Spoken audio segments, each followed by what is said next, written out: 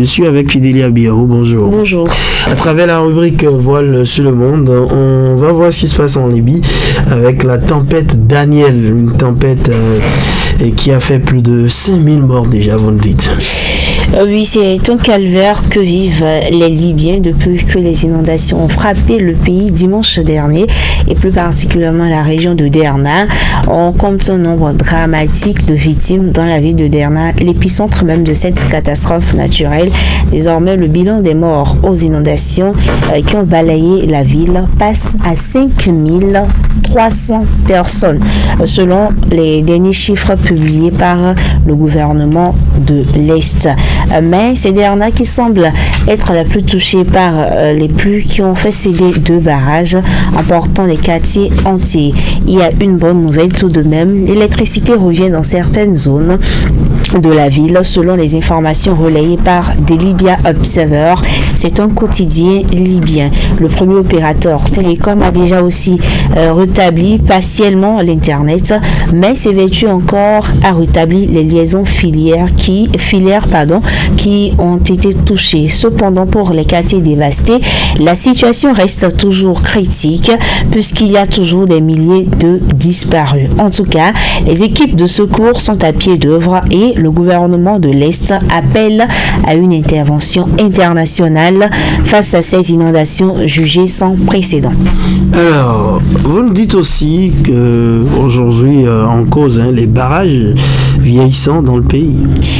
Oui, une chercheuse libyenne l'a expliqué. Le passage de la tempête Daniel en Grèce quelques jours auparavant aurait dû alerter les autorités libyennes. Des mesures auraient pu être prises comme une évacuation par exemple vers des zones plus sûres situées en hauteur du pays.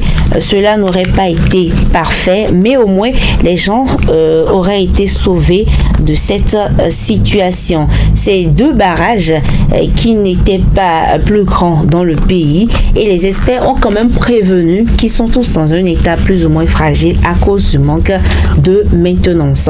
La tempête Daniel a donc eu raison de ces barrages, mais ce n'est qu'une question de temps. Le maire de Derna avait révélé que la dernière maintenance de l'une des 2 constructions des 2 ouvrages remontait à l'année 2002. Cela prouve donc que ces ouvrages de franchissement étaient vraiment dans un état de dégradation très avancée.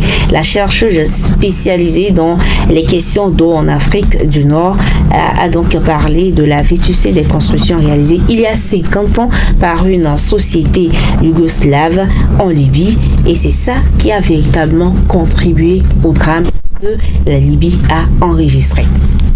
Et voilà, Fidélia Biaou, la communauté internationale à Derna, la communauté internationale qui apporte bien sûr son soutien à Derna, qui enterre déjà ses morts, c'est bien sûr triste. Oui, les autorités de l'Est du pays ont commencé à recenser les corps.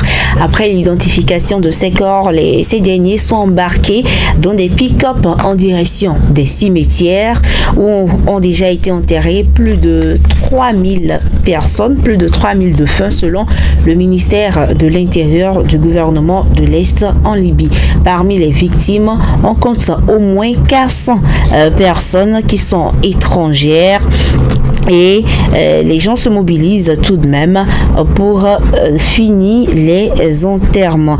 Parmi les personnes déjà enterrées, le gouvernement de l'Est communique qu'il y a 400 ressortissants étrangers, principalement de l'Égypte et également du Soudan. Les secours font face à une situation très difficile, il faut l'avouer, car seules 2 entrées pourraient accéder à la ville de Derna et ces 2 entrées sont encore impraticables à cause des inondations. Je l'avais dit un peu plus haut, la communication et l'électricité sont coupées, de quoi rendre donc la recherche des survivants très compliquée pour les secouristes.